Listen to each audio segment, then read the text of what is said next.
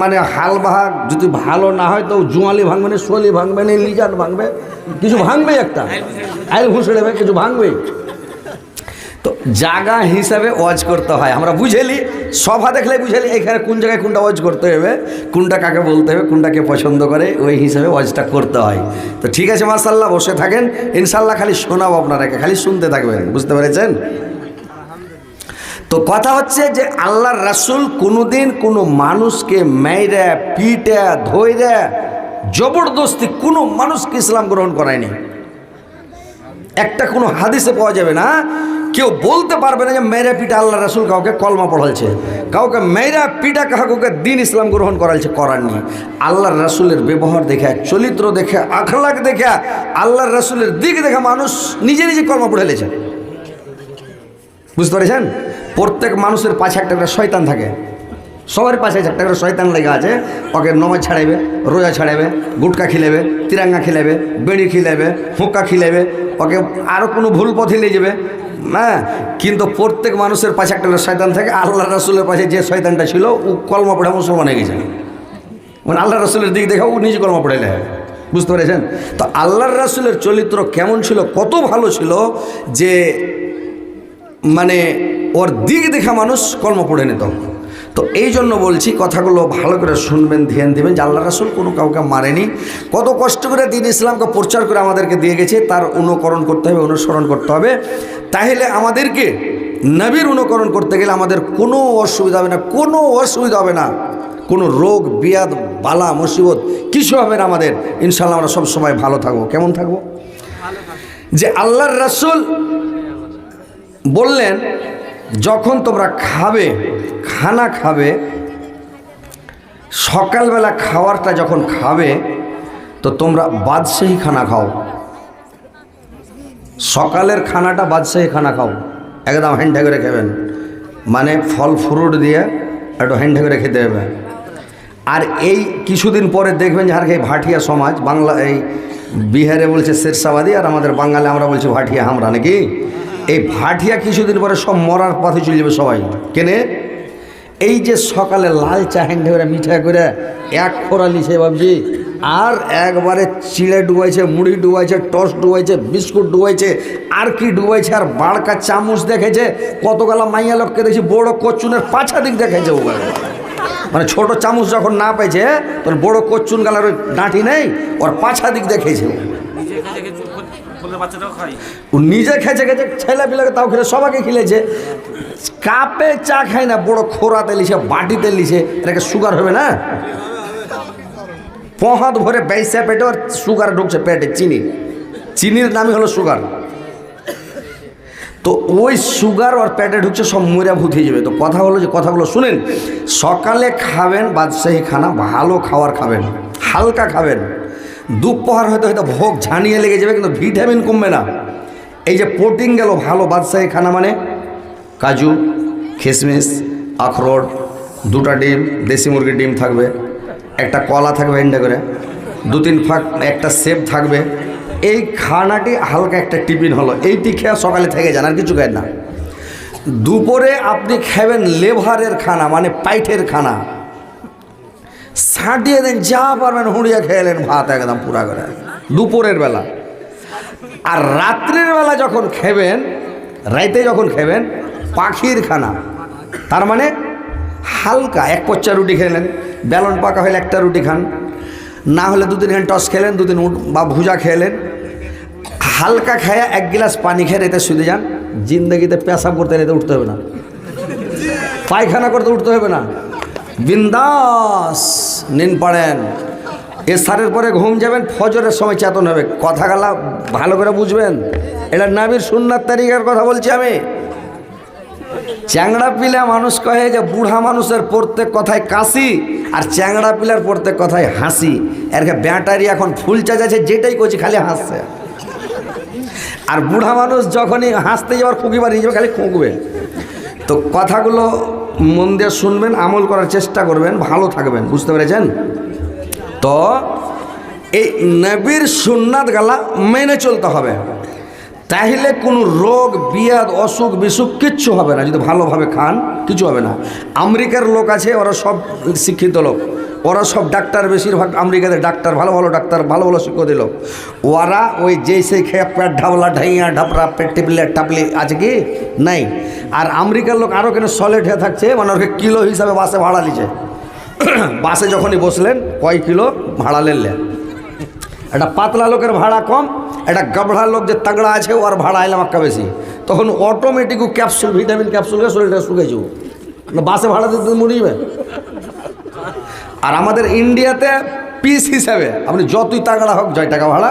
একটা পাতলা পাতায় না ঘন্টা লোক শুদ্ধ আছে ওরও অত টাকা ভাড়া নাকি। এটা ইন্ডিয়াতে গড় পড়তা, আর আমেরিকাতে ওজন হিসাব। তো এইগুলো হচ্ছে নবীর সুন্নাত, যে আপনাকে নবীর সুন্নাত হিসাবটা মানবেন, ভালো খাবেন, কোনো অসুখ হবে না।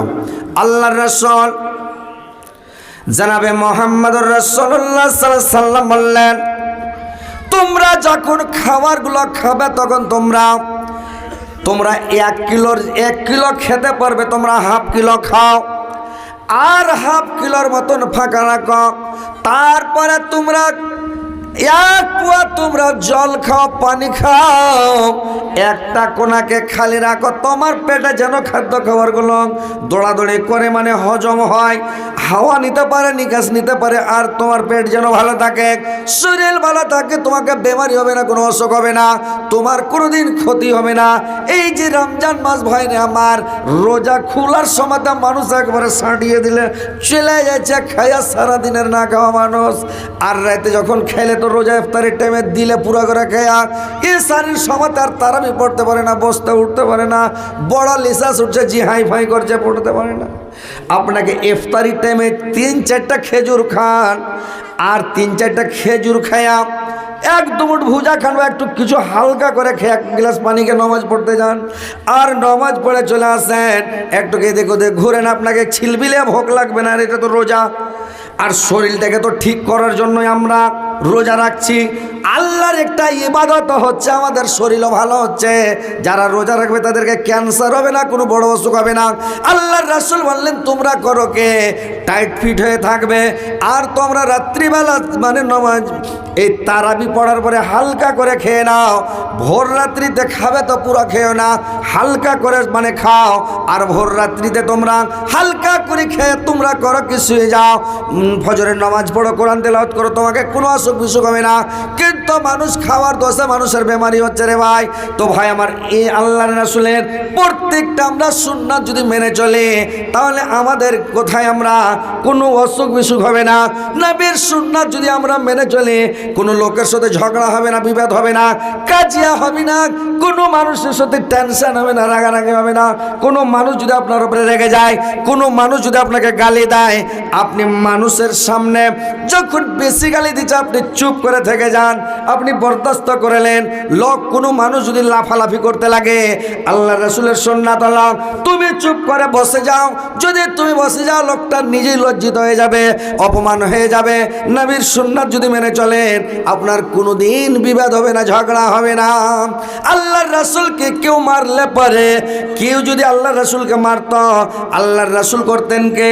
আল্লাহর রাসূল নিজে সিলিন্ডার, আর কিছু বলতেন না, চুপ মেরে থাকতেন। আল্লাহর রাসূল চুপ মেরে গেলে আর কেউ কিছু বলতো না। একদিনের ঘটনা, আল্লাহর নবীর বাড়িতে 3 দিন থেকে খানা নাই, 3 দিন থেকে আল্লাহর রাসূল কিছু খায়নি রে ভাই। সেটা অভাবের যুগ ছিল, এমন অভাব, এমন অনাটন মানুষের বাড়িতে 3 দিন 4 দিন 5 দিন 7 দিন পর্যন্ত চুলা জ্বলতো না। আল্লাহর রাসূলের বাড়িতে 3 দিন থেকে দানা নাই, আল্লাহর নবী 3 দিন থেকে দানা খায়নি।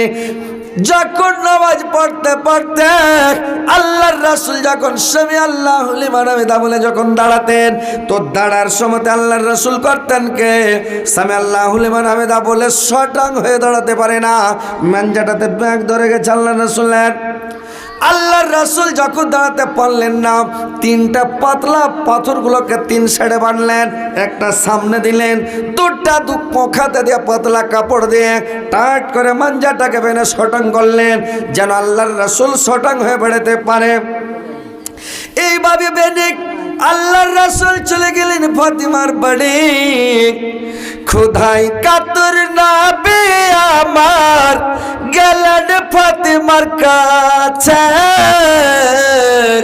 বলো গমা তোমার কাছে কিছু খবর আছে, বলো গমা তোমার কাছে কিছু খবর আছে। নাইখো ঘরে খাবার আবাক, নাইখো ঘরে খাবার আবাক, নয়ন ভরা জল, কেন্দা কেন্দা সাল্লে আলা সবাই তার বাল, কেন্দা কেন্দা সাল্লে আলা সবাই তার বাল। মজরে করতে গেলেন নাবিক, মজরে করতে গেলেন নাবিক ইহুদির বাড়িতে, ইহুদিরা পানি তুলে ওটকে খাওয়াইতে, ইহুদিরা পানি তুলে ওটকে খাওয়াইতে। বালটি রস্সি ছিঁড়ে গেল, বালটি রস্সি ছিঁড়ে গেল কুয়ারি মাঝেতে, ইহুদিরা রেগে উঠে নবীজির পরে, গায়ের জ্বরে মারলে তারপর নবীজির গালেতে, পাঁচটি আঙুলের দাগ বাসিল নবীজির গালেতে, পাঁচটি আঙুলের দাগ বাসিল নবীজির গালেতে। ইহুদির হাত কান ধরে বলে নবী মার, আমার দোষ মারলি রে ভাই, দোষ কি আছে তোর, আমার দোষ মারলি রে ভাই, দোষ কি আছে তোর। ইহুদি যখন মেরেছে রে ভাই, ইহুদির হাতে একটা লোহার আংটি ছিল, আংটিটা আল্লাহর নবীর এখানে গালে লেগে গেল, চামড়া কেটে গে তর তর তর তর করে রক্তগুলো বয়ে যাচ্ছে, আল্লাহর রাসূলের দাড়ি ভিজা টপ টপ করে রক্তগুলো পড়ছে। ইহুদি দেখছে কি তার রক্ত বয়ে দাড়ি ভিজে ভিজে নিচে পড়ছে, আল্লাহর রাসূল ইহুদির হাত কানকে ধরে নিয়ে ইহুদির হাত কানটাকে ধরে বলছে, ভাই আহা কত লাগলো, দেখি তোমার হাত কানটাকে লেড়ে দিয়ে। হাত কানটা ইহুদির লাড়ছে, ইহুদির শর্মিন্দা হয়ে গেছে। সুবহানাল্লাহ। আল্লাহর রাসূল বললেন, রে ভাই আজকে আমি 3 দিন থেকে কিছু খাইনি রে ভাই, চামড়াগুলো মাংসগুলো শুকিয়ে, আমার মাংস শুকে চামড়াগুলো হাড্ডিতে লেগে গেছে, যদি আমি খেয়ে থাকতাম রে ভাই আমার মাংসগুলো তাজা হয়ে থাকতো, তুমি মারলে তোমার হাতে কম লাগতো, আমার হাড্ডিগুলো জেগে আছে, হাড্ডির উপরে মেরেছ, তোমার হাতে কত লাগলো ভাই দেখে, একটু তোমার হাতটাকে আমি লেড়ে দেখি, একটু লেড়ে দিরে ভাই। ইহুদির হাত খান লাড়লো, ওই লোকটা মারলো, ওরই হাত লাড়ছে আল্লাহর রাসূল। ইহুদিটা শর্মিন্দা হয়ে গেল। সুবহানাল্লাহ, আমি মারলাম, ওর খুন বইছে, উল্টা আমারই হাত লেড়ে দিছে, আমি তো এটা বেকুবি করলাম, এটা আমার ভুল হয়ে গেল।